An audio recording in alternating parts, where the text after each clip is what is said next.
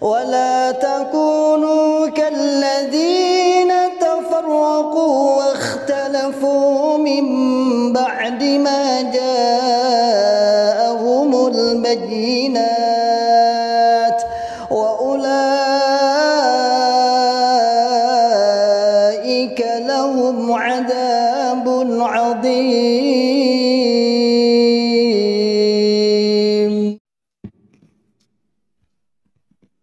Alhamdulillahirabbil alamin. Hamdan katsiran thayyiban mubarakan fih.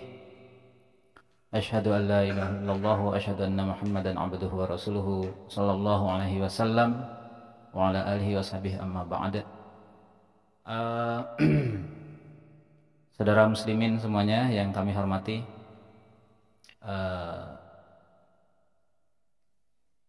ya, kita bersyukur kepada Allah Subhanahu wa taala, alhamdulillahirabbil alamin, yang telah memberikan taufik dan hidayah Islam, iman, ihsan, ya, ilmu, hikmah yang terus-menerus kepada kita. Diawali mungkin ya kita semua rata-rata di sini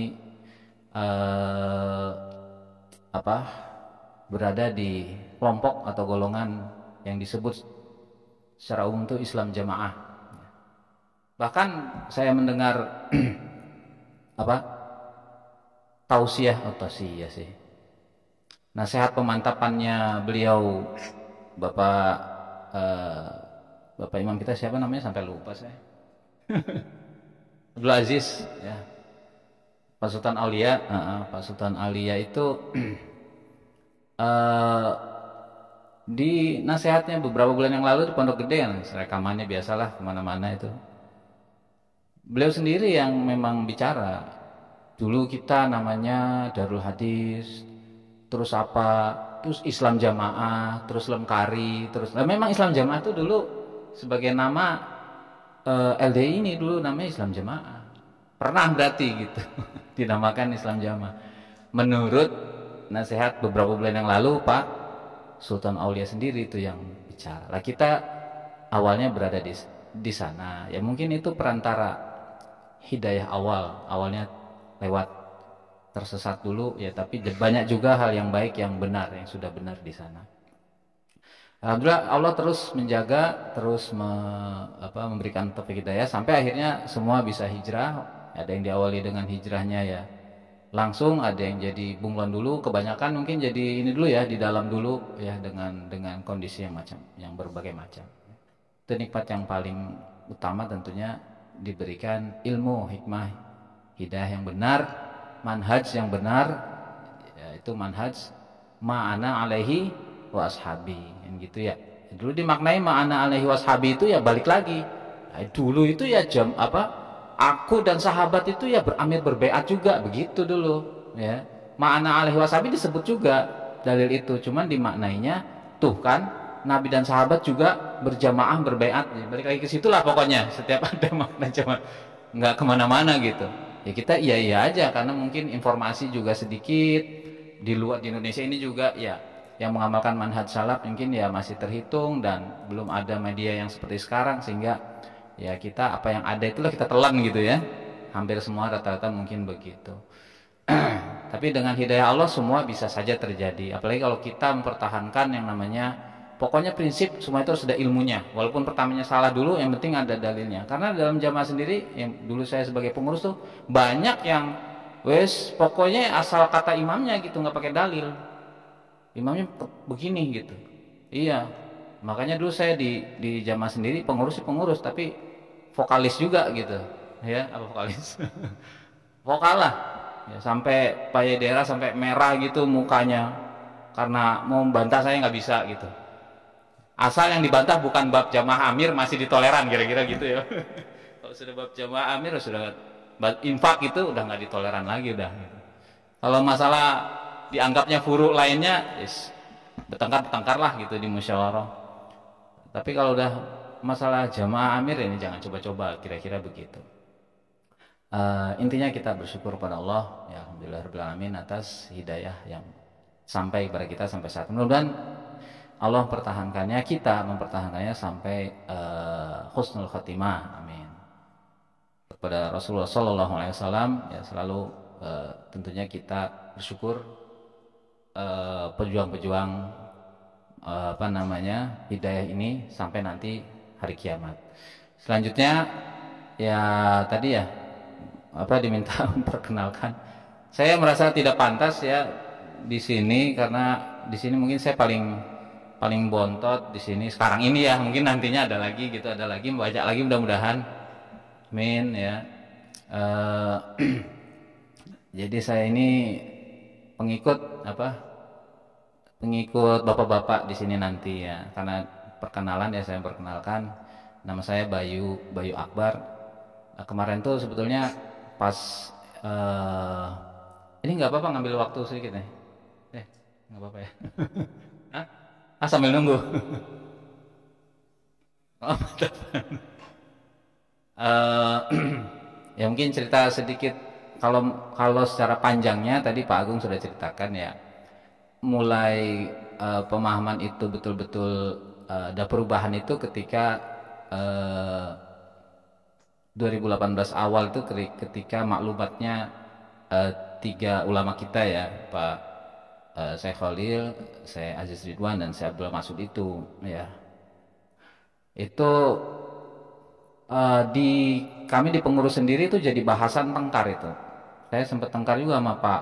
Dulu saya belum KAI desa waktu 2018 belum jadi KAI desa tuh, masih kayak kelompok berarti plus KU desa. Jadi tetap musyawarah desa itu ya harusnya ini dong sama mau balik desanya Pak Prapto itu harusnya fair aja, buka-bukaan, buka dalil, buka bagaimana riwayat yang benar ya, yang nggak benar harus ngikutin.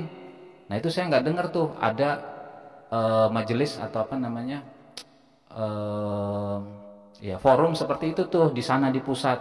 Yang ada yang kita dengar kan cuma satu arah doang, dari keimaman begini kita nggak dengar. Itu saya ngomong tuh di musyawarah tuh sama Pak Barok, Pak Prapto ya, yang sekarang udah jadi orang daerah semua tuh. Pak Barok jadi wakil daerah, Pak Prapto balik daerah ya. Belum panas, masih open gitulah, sampai akhirnya tegas dari pusat. Udah, saya kalau ngomong juga pasti disalahin nih. Nah, tapi kita waktu itu ya saya, Pak Nana ya, kemudian Pak Agung antara lain ya, dan beberapa kawan mencari yang benar gimana sih ini. Nah akhirnya selain melihat secara umum ustadz-ustadz yang lain di luar, apalagi itu kan zaman sekarang udah zaman YouTube, gampang mencari informasi ya. Ya dapatlah semua informasi-informasi, dalil-dalil ya, dan penjelasan para sahabat, para tabiin, para ulama-ulama solihin ya, yang duluan disebut ulama salaf atau apa namanya salafus solihin, itu ternyata banyak terangannya emang berbeda. Nah berbeda, bertentangan malah gitu, terutama bab jamaah, bab amir itu gitu. Nah itu kita pelajari terus gitu sampai akhirnya di tahun 2022 ya. Nah itu Pak Agung, kemudian disusul Pak Nana, dah keluar duluan dah gitu. Kalau Pak Agung menyatakan di sidang dulu sih sebelumnya Pak Agung juga tuh. Habis itu baru beliau kayaknya nggak betah gitu, nyatakan aja lah gitu. Apalagi rumahnya juga di luar kan, lebih mudah insya Allah. Habis itu nggak lama disusul Pak Nana. Kalau Pak Nana ini dia nggak ada niat keluar, tapi di maklumat lewat WA itu yang jadi viral itu. Wah. Sedangkan dia masih di grup semua pengurus, masih ada Pak Nana. Setelah di WA grup itu dia marah-marah di grup pengurus semua. Wah, pokoknya luar biasa lah efeknya itu. Nah itu Pak Nana duluan. Nah setelah itu saya di dalam itu terus terang ya, sebetulnya waktu itu mungkin sudah kalau mau keluar bisa sih ya. Cuman pertimbangan saya di dalam itu mau amar ma'ruf dengan pelan-pelan ke keluarga dulu. Ke keluarga saya yang dekat-dekat dulu gitu. Takutnya kalau keluar malah nanti enggak langsung mental, terutama ibu saya. Nah, akhirnya itu dulu yang saya lakukan. Seiring waktu nih nggak betah tadi makin berasa ya. Akhirnya kemarin di 2 minggu yang lalu ya kurang lebih, ya udahlah kalau gitu. Dan saya sebetulnya nunggu dipanggil tuh kurang lebih setengah tahun lewat itu ya udah nunggu dipanggil, kalau dipanggil udah kita nyatakan dah gitu. Tapi enggak panggil-panggil. Ini ketahui lah, aduh nggak dipanggil-panggil ini gitu kan. Kalau dipanggil kan bisa sambil jelasin gitu ya. Saya pikirnya daripada kayak Pak Agung kan nggak bisa jelasin, cuman ngirim gitu aja. Kalau ada pertemuan kan kita bisa sambil minimalnya menyampaikan gitu ya. Hujah-hujah barangkali lain kali mereka mikir. Maksud saya tuh begitu. Tapi caranya dengan gimana? Ya banyak teman-teman saya undang ke rumah yang udah hijrah-hijrah itu. Pak Nana saya undang ke rumah, Pak Rofiq, kelihatan semua gitu ya. Itu nggak dipanggil-panggil, gimana ini gitu.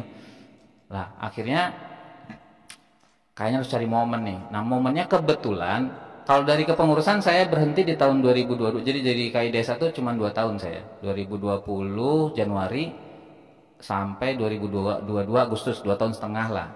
Nah kenapa saya berhenti? Karena tadi saya udah paham. Kalau saya membantu, ikut membantu, apa namanya? Nasehatnya lo nggak bisa lagi kan? Masa mau nasehat? Nggak mungkin lah gitu. Dan nggak nasihati mabab nggak mungkin, pasti harus memperkuat. Nah supaya tidak memperkuat itu saya harus berhenti. Saya cari alasan untuk berhenti, ketemu alasan, akhirnya saya nonaktif selama 8 bulan itu. Kebetulan Allah memberi saya qadar kerja di luar kota. Alhamdulillah, ini menjadikan saya alasan saya pengunduran diri. Pengurus-pengurus yang lain sih bilang nggak usah, orang bapak itu aja udah 1 tahun tetap KI kelompok, dia di luar tuh kayak gitu. Bapak itu aja nih, jadi waduh alasan apa? Enggak, saya tetap mau keluar seperti itu. Mau keluar akhirnya 3 kali, yang pertama kedua nggak dikabulin, yang ketiga dikabulkan. Karena saya bilang ini sudah 9 bulan saya nggak ngurus, padahal saya emang kabur gitu. Kalau mau pulang ke Karawang bisa sih sebetulnya, saya nggak mau lagi membantu kesesatan yang ada di LDI. Dengan jadi pengurus, nasihat, membantu kegiatannya, itu saya anggap saya berarti membantu. Nah, itu dulu yang langkah awal. Dah, akhirnya saya 2022 Agustus tuh mengunduran diri, alhamdulillah diterima, tidak jadi pengurus lagi. Sampai sekarang, sampai kemarin terakhir mengundurkan diri. Nah, saya cari momen supaya bisa mengundurkan bukan mengundurkan diri, menyatakan itu. Ada forum.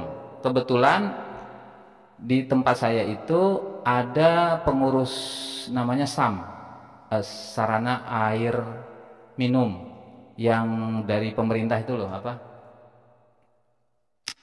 jadi pemerintah itu bikin di titik-titik tertentu tower, dan itu untuk masyarakat sekitar, termasuk di tempat saya bikin. Nah pengurusnya itu dari jamaah dan semua pengurus-pengurus semua, yaitu ada Pak Samidi, ada Pak Gudi. Pak Samidi ini wakil desa, Pak Samidi KI kelompok, Pak kelompok dan tim pembangunan daerah. Kemudian ada Pak Sidik, itu wakil mubalik senior di jamaah sama wakil imam kelompok. Satu lagi saya pengurusnya berempat. Jadi di forum itu kayaknya kesempatan nih, saya ngomong, ini musyawarah SAM, ya udah musyawarah SAM dulu kan, air minum. Kira-kira 1 jam selesai, saya menyampaikan sesuatu nih, saya bilang apa? Ya intinya saya ingin menyampaikan bahwa sebenarnya pemahaman saya sudah hijrah gitu. Jadi di jamaah ini setelah dinilai dengan dalil-dalil yang difahami oleh para sahabat, tabi'in, riwayat-riwayatnya dan praktek mereka itu banyak yang nggak sesuai, bahkan bertentangan, saya sampaikan gitu. Contoh satu, yaitu mengkafirkan orang selain yang jamaah. Saya bilang ke mereka gini. Contoh yang paling konkret ya bapak-bapak, saya pernah dipanggil tuh sama Pak Sasno terakhir, tim bersih-bersih. Beliau menanyakan ke saya satu hal, ya kayak di sidang gitu Pak saya gitu, karena memang sudah kelihatan beda gitu kan.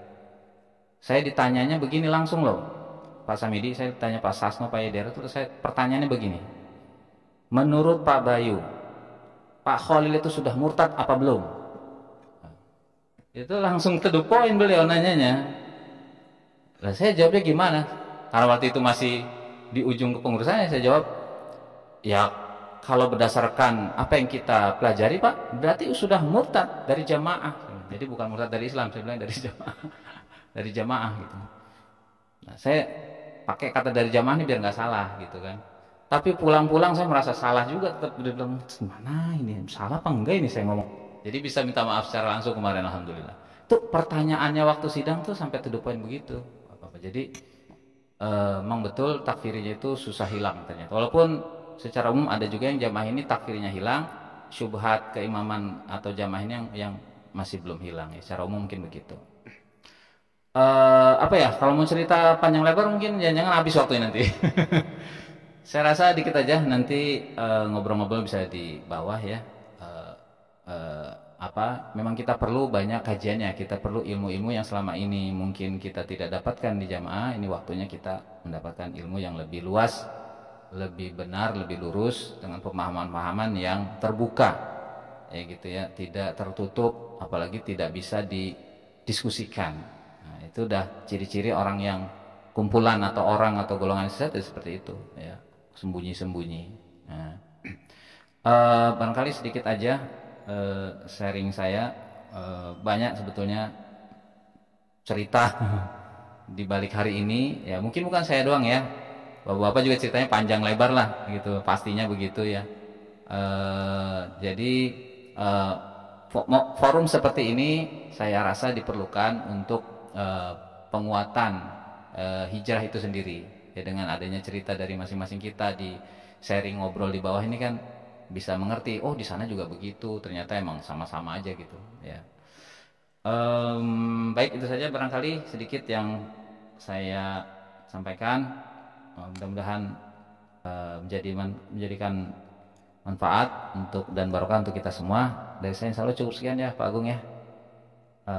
Saya akhiri. Assalamualaikum warahmatullahi wabarakatuh.